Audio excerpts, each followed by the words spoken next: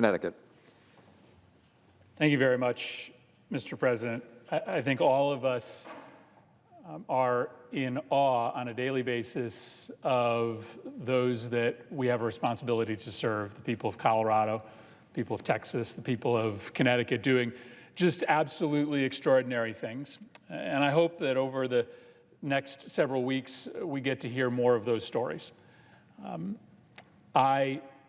At the end of last week, got a chance with my governor to go down to a healthcare facility in Bridgeport, Connecticut, a healthcare facility that has been designated to serve only COVID-19 positive patients. And the nurses and staff came outside into the parking lot area to have a socially distanced, masked conversation with us.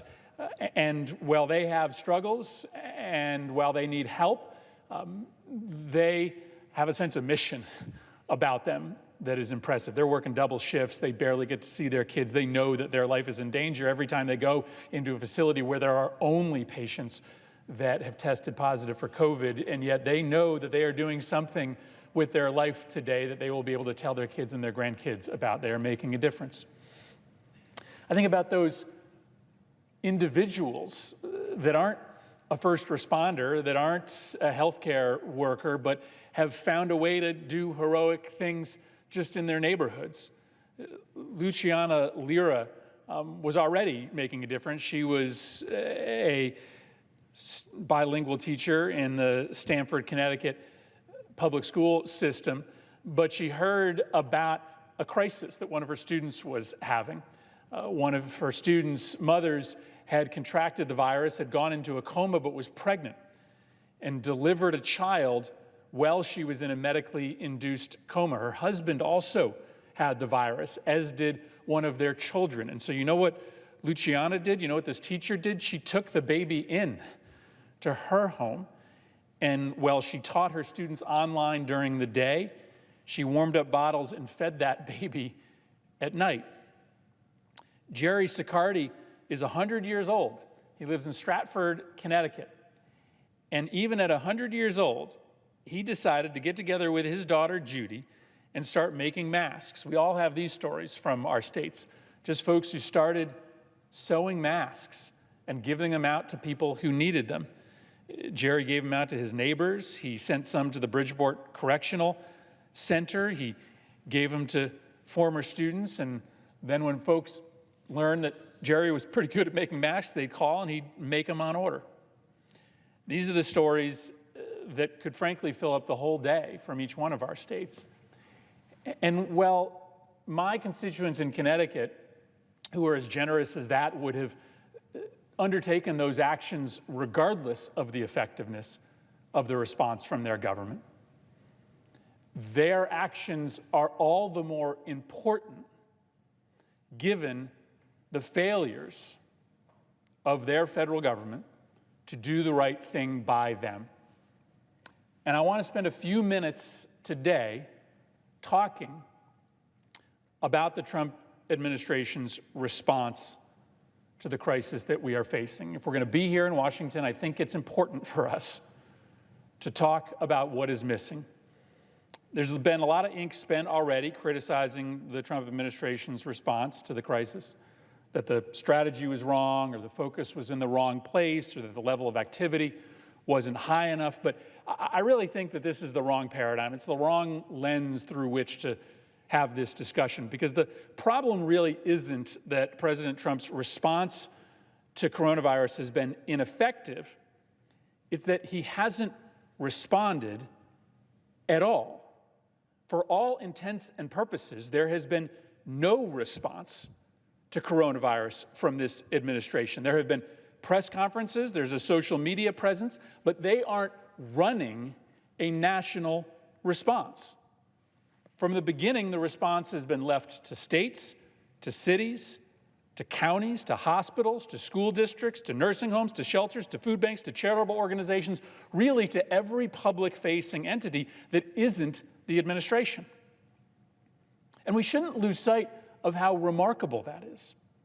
That in the face of the most serious national crisis since 2001, perhaps since Vietnam or World War II, the administration has effectively chosen to stand down and let others lead. Now, I know that sounds like hyperbole because there's a task force, right? There's press events on TV every day. But hear me out. At the beginning, the president didn't do nothing. He fanned the flames. He called coronavirus in the early days a hoax, perpetuated by his political opponents. He telegraphed to the country that this wasn't something we needed to be prepared for because it was just going to go away, despite all the experts telling him differently. On 12 different occasions, he praised the Chinese response, said that President Xi was doing an excellent job responding to the crisis, praised specifically their transparency at a moment when the international community was trying to get into China to find out what they knew so that we could start developing vaccines and treatments. The chief apologist in those early days for the Chinese response was our own president. Now, arguably the most significant action that the Trump administration undertook, really the only action that the president mentions to this day when pressed for tangible things that he has done, was the set of travel restrictions. But public health experts told the president that the restrictions wouldn't work, especially since they were filled with loopholes. And we now know that 400,000 people ended up getting to the United States from the countries that were subject to the restrictions list. The travel ban was feckless. It was a failure. And after that, the administration effectively gave up. They gave up. Now, what could they have done as the travel ban started to prove ineffective at stopping the virus and cases started to mount? What could they have done? Well, they could have decided to lead a national effort to make sure that we had the supplies necessary to fight the virus. Members of Congress told the administration early on that we needed to appropriate dollars to make sure that we had things like masks and gowns and ventilators. They could have created a national effort to ramp up domestic production of personal protective equipment. They didn't do that. The administration could have come up with a national testing plan.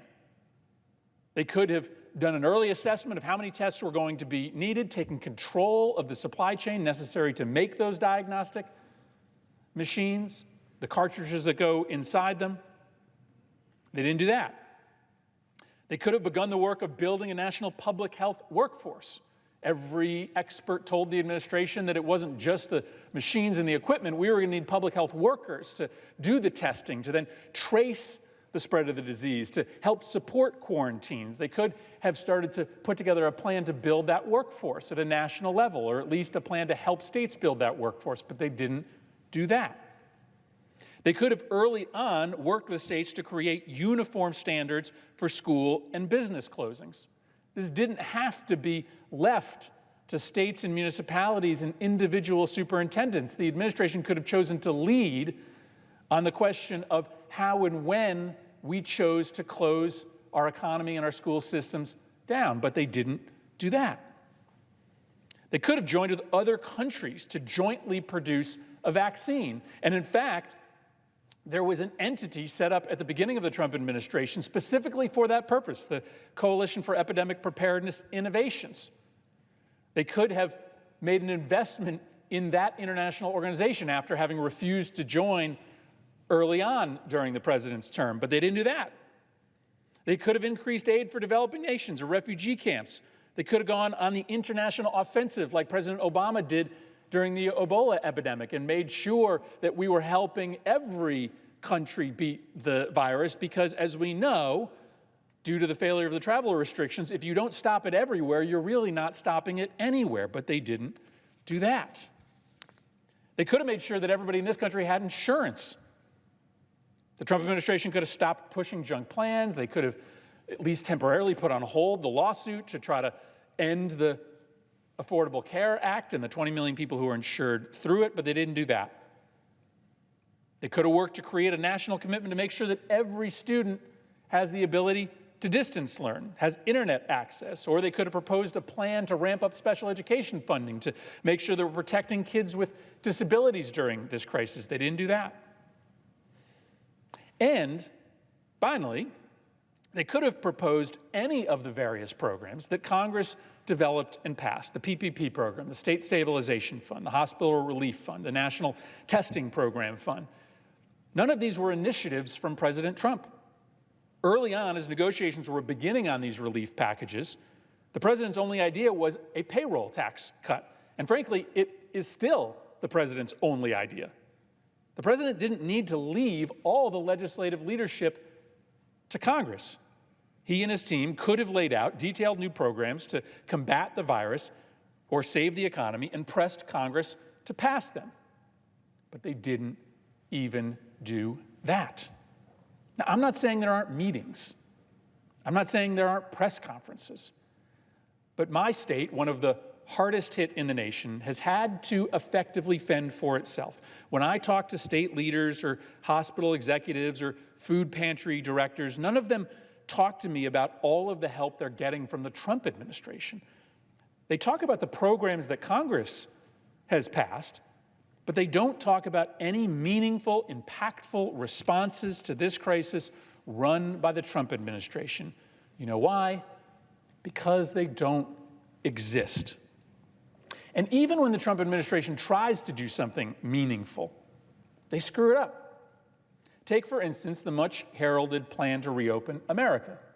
Now, that was a good idea, a serious set of guidelines for states to use to judge when the right time is to reopen. Now, I may have quibbles with certain elements of that plan, but I thought they were generally on the right track, giving states some specific guidelines so that we can have some consistency across the country as to when states decide to reopen schools and businesses. The administration stuck with that plan for about a week. And now President Trump is calling on states to reopen regardless of whether any of the benchmarks have been met in his own plan.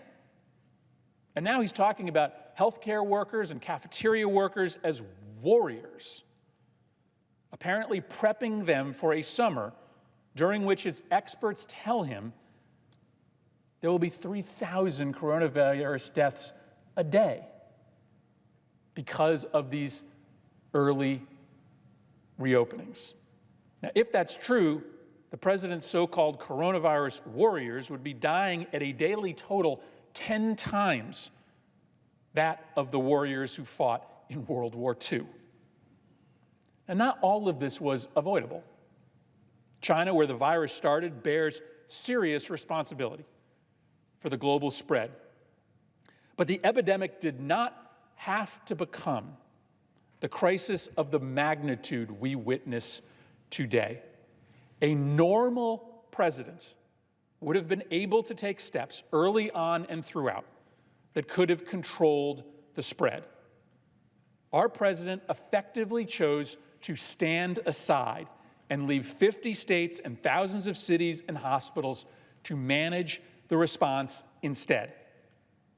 They were left largely helpless without significant federal support, competing against each other for scarce resources, and now our country is in desperate straits.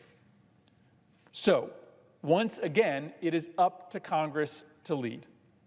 And I agree with my friend from Colorado that there has been remarkable bipartisan support in this body in order to fill the vacuum that has been created by the refusal of our president to lead. And so we will have to do it again. And so let me leave my colleagues with a few suggestions as to the path that we should take going forward to build upon those suggestions proffered by my colleague from Colorado. First and foremost, we have to admit what is true. The states and the cities are in charge of the response. The Trump administration is not. I've heard my colleagues talk about aid to states or municipalities that are fighting the virus as a bailout. That is nonsense. It is more accurate to talk about what the states and cities are doing as a bailout of the federal government. When the Trump administration refused to run a national response, it was the states like mine, cities like those in my state, that stepped up to lead the response. All we are asking is that we share in the cost of the states' and cities' efforts to save lives. Second, our schools are going to be overwhelmed with need when they reopen. I'm one of the few parents of school-age children, public school children. My kids are lucky enough that they don't have special learning needs, and they've got two parents who are able to telework from home and support their distance learning. But there are millions of kids who have learning disabilities, who have needs totally unmet during this time, who are going to show back up at school way behind and in crisis. And we need to appropriate money right now, especially for special education, so that school districts across the country can start to do planning now, this spring and this summer, so that there are supports around those kids when they show back up. Every kid is going to have to catch up, but especially for kids with serious learning disabilities, they are going to need extra help. And states who are going to have expended all of the money available to them to fight the virus and who have cratering revenues because of the shutdown of the economy are not going to be able to fund those special education needs themselves. It is going to have to be us. It is going to have to be us. And so why wait until the fall? Let's make a down payment on that assistance for kids with disabilities. Do it now. Food pantries in Connecticut are running dry. They're running dry. We need more support in the next bill for nutrition assistance. And we have to start thinking creatively about how to make sure that everybody has access to food.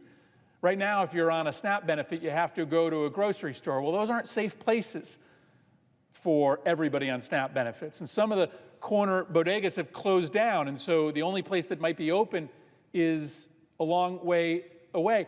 And so restaurants can be a lifeline right now. Traditionally, we don't allow you to use your SNAP benefits in restaurants, but I think we should temporarily allow for that in the next package that we pass. And guess what? That would be a win for people who need more food options, who are on assistance. It'd also be a win for the restaurants. They're looking for customers. Fourth, we got to build that public health workforce. And again, states won't be able to afford it themselves. Every medical expert tells us that it's not just testing, it's tracing the contacts that individual had. It's quarantining those that they had contact with, and that can't be done just with an app. There have to be workers that help do that tracing, that help support the quarantine.